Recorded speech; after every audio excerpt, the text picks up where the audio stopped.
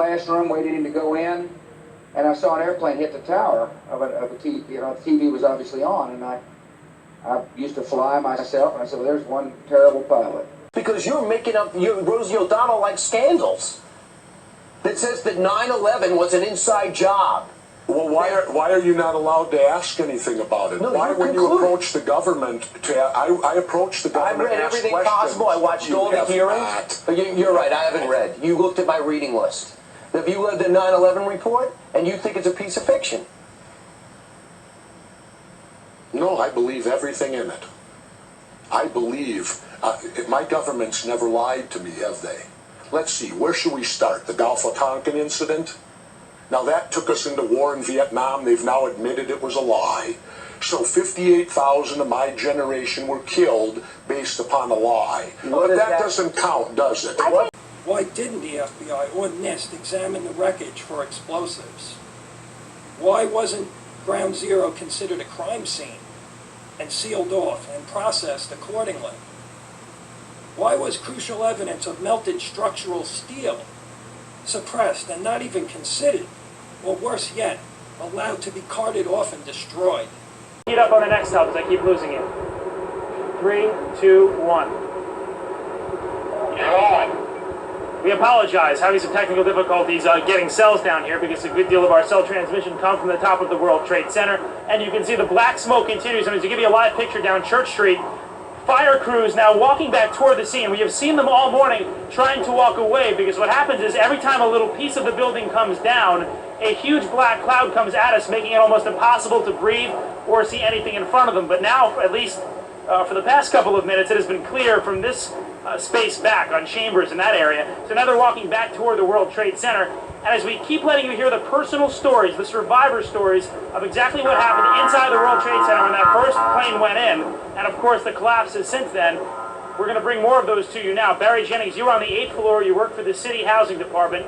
Explain to me the moment of impact. Well, me and Mr. Hess, the Corporation Counsel, were on the 23rd floor. I told him we got to get out of here. We started walking down the stairs and made it to the 8th floor. Big explosion. Blew us back into the 8th floor. And I turned to Hess, I said, this is it. We're dead. We're not going to make it out of here. I took a fire extinguisher and I pushed the window out. That's when this gentleman here heard my cries for help. This gentleman right here, and he kept saying, stand by, somebody's coming to get you. They couldn't get to us for an hour because they couldn't find us. You thought that was it? I thought we're dead. I thought that was it. I started praying to Allah. I said, that's it. We're gone. Well, what was it like for you? You were inside there as well. It was pandemonium. I mean, it was something like out of a Bruce Willis Die Hard movie. He was there and he was crying, and there was another gentleman crying, and for help. We couldn't get to him. We tried to get through we went through the buildings. We were lost. Both staircases, the backside was completely blown away. There was no way to access it. We couldn't get to him. And finally, one of the fire department teams found him. But we didn't think they were going to make it. Well, certainly you got out. Many others didn't. Of course, we don't have a number right now of fatalities or injuries. But one of the fire department teams found him. But we enormous numbers of us. We see all of this video, these live pictures of where the towers used to stand, but the question is, where is all the rubble? It seems so flattened. How could so much steel and concrete just vaporize? Did it all turn to dust? This morning, it was towers 1 and 2 that were hit by the airplanes that collapsed. There are now fears of more fire and a possible collapse in buildings 7 and 5. Right, something some people might not know. The World Trade Center is actually a complex of a total of 7 buildings, of which the 2 most prominent were. It's a way of gathering even more innocent victims. Mary and Jim, I have another update for you right now. It just was handed to me. 7 World Trade Center, which is located on Betsy Street. It's a 60-story building. Firefighters on the scene say that building is right now severely leaning towards the south. Now, more on the latest building collapse in New York. You might have heard a few moments ago, I was talking about the Salomon Brothers building collapsing. And indeed it has. Apparently that's only a few hundred yards away from where the World Trade Center towers were. And it seems that this was not a result of a new attack. It was because the building had been weakened during this morning's attacks. We'll probably find out more now about that from our correspondent, Jane Stanley. Jane, what more can you tell us about the Salomon Brothers building and its collapse? Well, only really what you already know. Details are very, very sketchy. There's almost a sense downtown in New York behind me, down by the World Trade Centers, of just an area completely closed off as the rescue workers try to do their job. But this isn't the first building that has suffered as a result. We know that part of the Marriott Hotel next to the World Trade Center also collapsed as a result of this huge amount of falling debris from 110 floors of the two twin towers of the World Trade Center. As you can see behind me, the Trade Center appears to be still burning. We see these huge clouds of smoke and ash, and we know that behind that there's an empty piece of what was a very familiar New York skyline, a symbol of the financial prosperity of this city, but completely disappeared now, and New York is still unable to take on board what has happened to them today. We will lie to go to war. York, this is on our Republican line. Kelly, good morning. Good morning. Something that continues to impact our national security policy, of course, is 9/11. And the National Institute of Standards and Technology claims that fire caused the complete destruction of the World Trade Center Building 7 on 9/11, but has admitted that the building was in free fall acceleration for at least 100 feet, which means it was meaning no resistance for roughly about 8 stories. So using your common sense, how is that possible without the use of pre-planted explosives? So what does that mean for the common day situation of the Boston bombings, ma'am? So they're all connected. Okay, we'll leave it there. Well, there is a theory that the bombs were planted, that 9/11 was a government conspiracy. I don't believe that.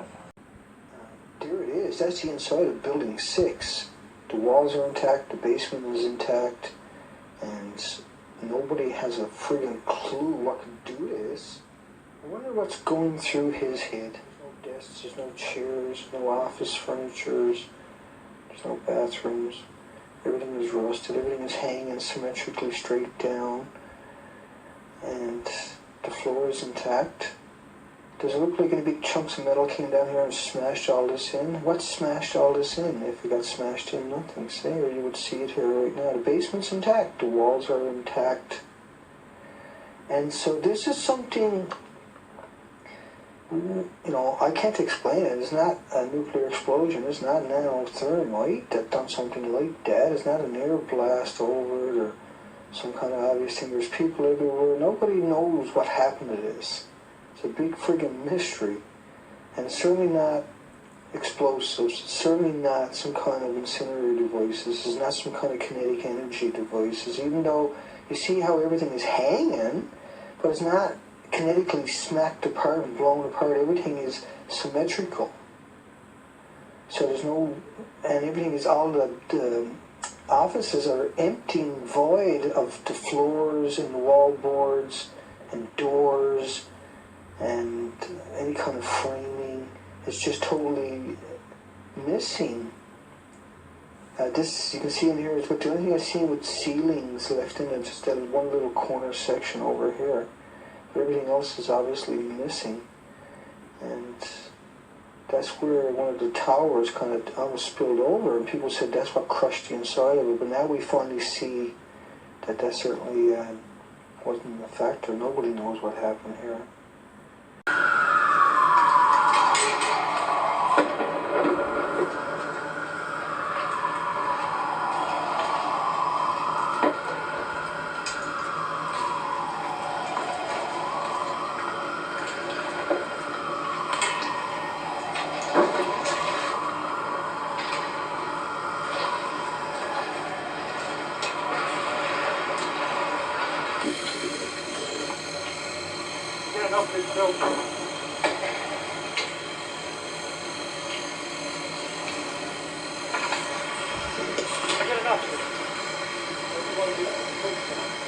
Okay, let's go.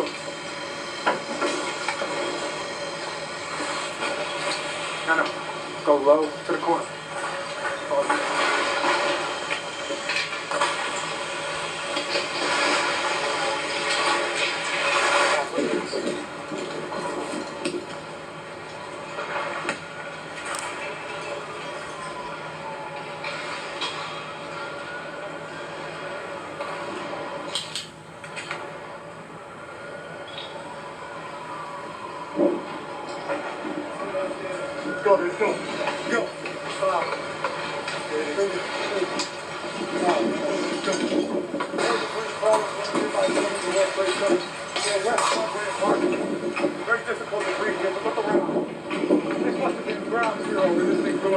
car after car after car.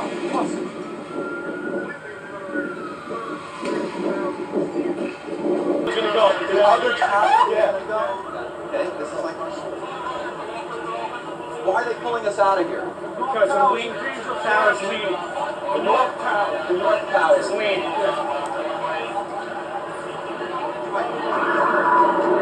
Oh my God, there it goes! How dare you question your government? So what are your questions? My questions are simple. I worked in demolition.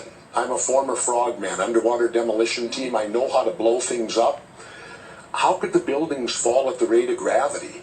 Basic physics tells you that can't happen. Yeah. And how did the cement get so pulverized? Just simply from falling, it was blown into dust? What energy was required to pulverize all that cement into what dust? conclusion do you draw? I don't know. But I certainly question, and yet I'm attacked when I question. You notice how if you bring up 9/11 and have any questions about it, immediately everyone attacks you over it, tells you you're crazy, calls you Rosie O'Donnell, insult you. Why? Because I ask questions? I think